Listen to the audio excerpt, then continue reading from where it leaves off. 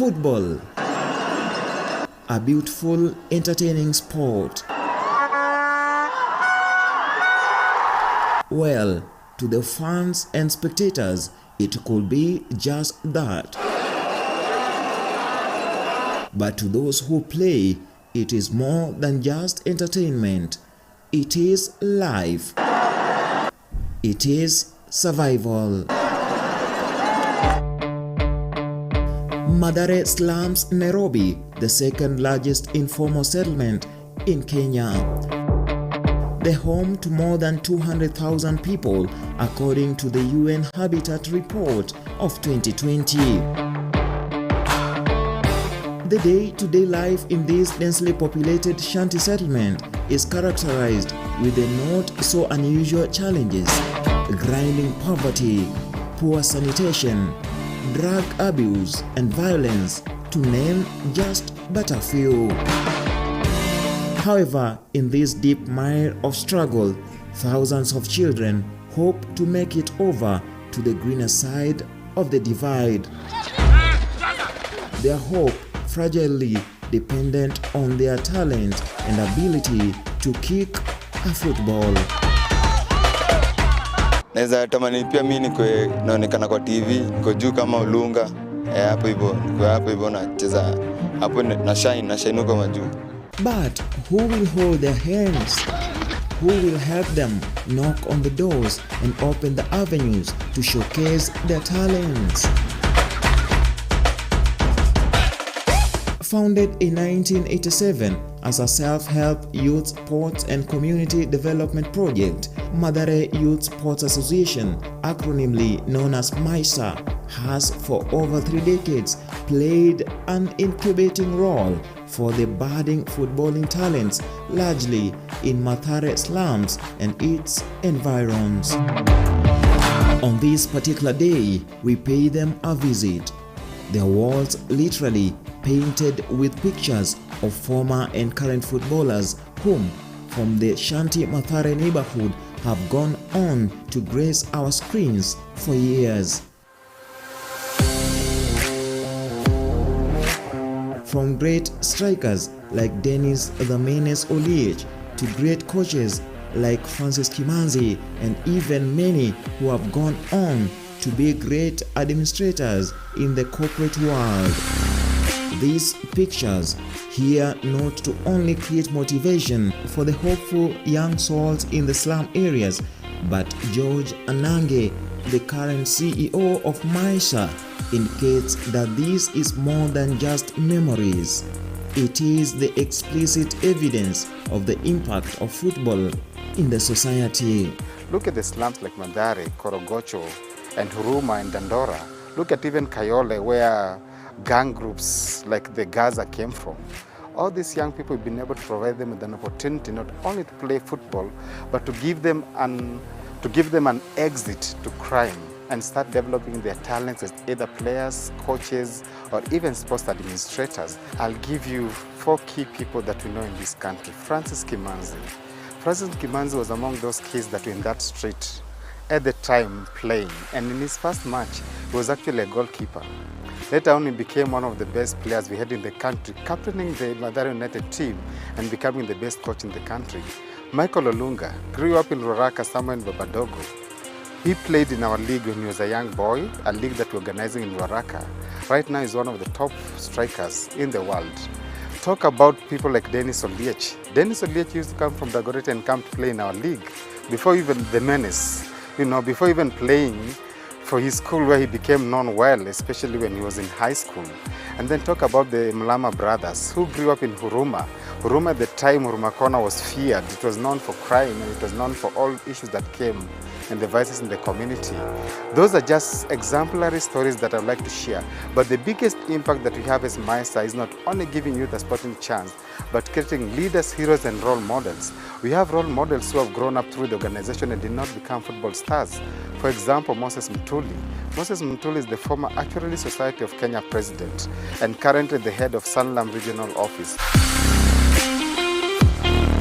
Anne Aluoch, currently the assistant coach of Harambee Starlets, the national women's football team, narrates her story that despite being entangled in the challenges of slum life, including early pregnancy, has risen through the ranks. Vitu wasichana wanapitia sasa hivi vitu nimepitia zote. I got pregnant at the age of 16 kwa sababu ya life ya mtaa. Kwa sababu tu ya ball. Juu ulikuwa unapata unaenda ball, hapo ndio utapata vijana, hapo ndio utapata kila kitu. So it depends how you gamble your life. Ni discipline pia ilikuwa na matter. So nilipata ball at the age of 16 nikiwa form 2 juu ya kugrow tu kwa mtaa. So there's no that discipleship, but ilifanya nikarudi nikachange. After kuzaa ulikuwa na there are so many abortions zile wasichana walikuwa wanafanya kwa sababu ya pregnancy, but mimi nilikuwa naogopa. So mtaa ni challenging sana kuishi. Na naweza taka inspire wasichana wale wanaishi kwa ghetto.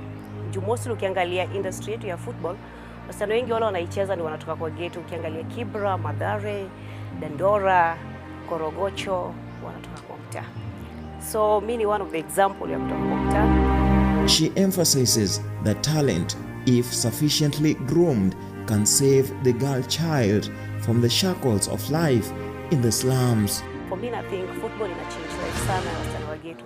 Juu ukiangalia the whole day watashinda pale. Watatoka wafanye something. The moment wametoka nje wamepata opportunities za kutravel outside the country, wanaona different world from where they are. So the moment wanakam kwao, there's something that are going to change. Na inawa inspire more to work so hard kwa football na kucheza sana na kusoma ndio waweze kutoka kwa hiyo life wako. Yeah. Siwezi kukubali msichana aolewe akikuwa mdogo juu ya mimba.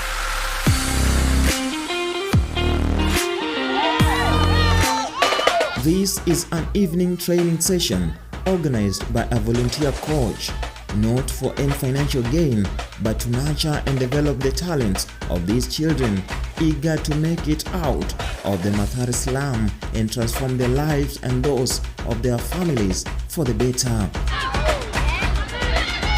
Watching from the touchline, you can clearly feel the passion and the eagerness of this young talent to fly high in the world of football. To them, football is more than just a hobby. It is a savior from the pressures of the ghetto life, talk of drug abuse that has shattered dreams and shortened lives of many in the slums. Nimekuwa through vitu mingi, kocha kanimenta nikatoka kwa hizo vitu. Najua in ghetto drugs ni mingi, alafu pia kujitoa kwa drugs ni ngumu sana. Sasa coach alikamthrough kanimenta, kanifanyia hizo vitu zinafaa, nikatoka kwa drugs. Life ya football imenisaidia sana juu huko mtaani unasikia party. Sasa niseme kama Sunday kumepangwa party, unasikia tena coach anakudai hiyo Sunday utrainishe watu. Inakuwa fine sana. So hiyo challenge imekata tena challenges mob sana. Tuko kwa zingine pale wengine huko. Heski Ndungu, founder and coach Catalan's Football Academy, intimates to us how important of a role football can play in lifting the lives of the lowly and securing the next generation. Objective yangu ilikuwa ni kutoa vijana kwa mtaa, at least wakuwe busy kwa ground. Then after hapo kijana kama amechoka kwenda kufanya kitu mbaya inakuwa ni hard.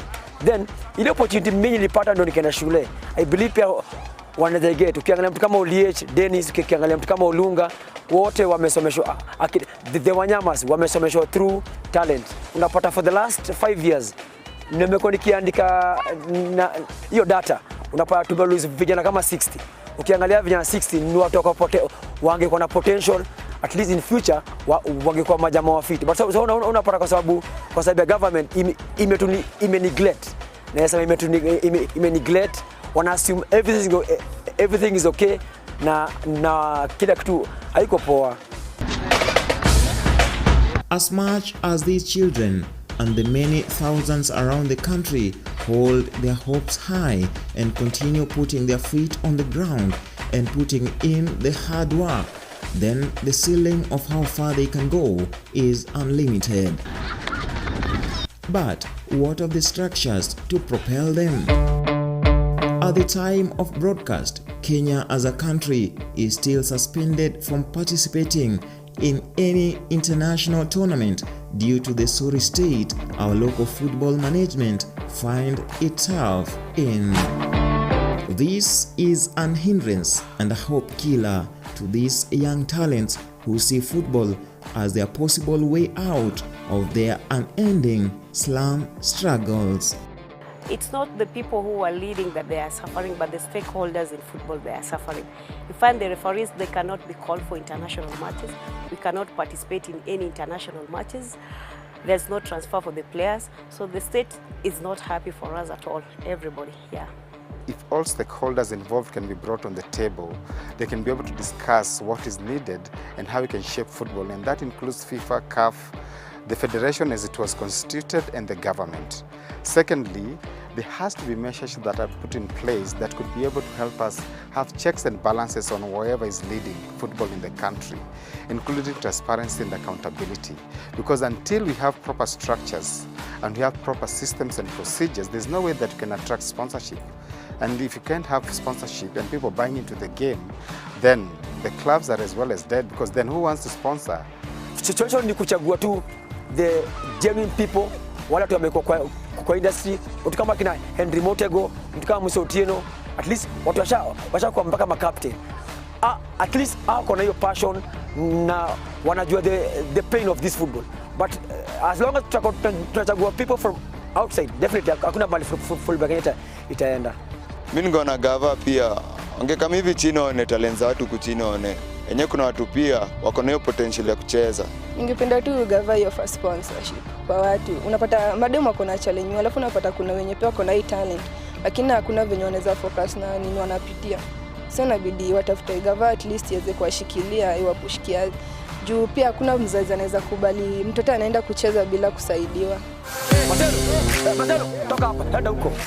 It is crystal clear that in an economy as Kenya's that is struggling to even create enough job opportunities for its youthful population, taking advantage of the large pool of talents and maximizing their natural abilities is the easiest way out of the quagmire, and football is definitely one of them. As the sun sets down the horizon, the boys will hope that the last kick of the ball tonight will be into a brighter tomorrow and not just into oblivion. For Kirk TV, my name is Vincent Kerosi.